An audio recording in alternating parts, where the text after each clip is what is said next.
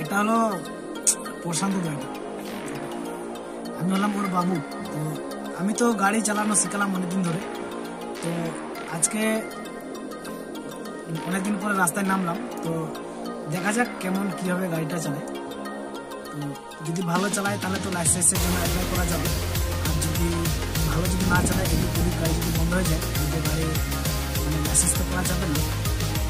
তো এখন রাস্তায় নেমে পড়লাম, তো এবার গাড়িটা কীভাবে চালায়। তাহলে প্রশান্তদা তুমি রেডি আছো?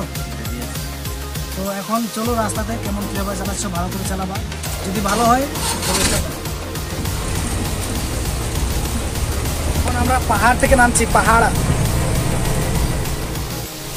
ন্যাশনাল আসলাম হাই রোড। তো এখানে দেখছি ভালোই চালাচ্ছে,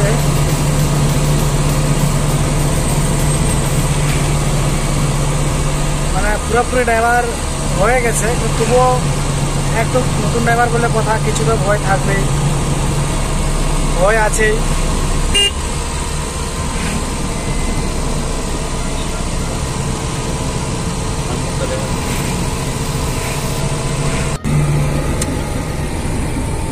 এখানে আস্তে আস্তে করে বাহ, সুপার অনেক ঘোড়াটা ঘুরে গেছে। অনেক ট্রাফিক সিগন্যাল আছে, ওয়ার্নিং সিগন্যাল উপরে।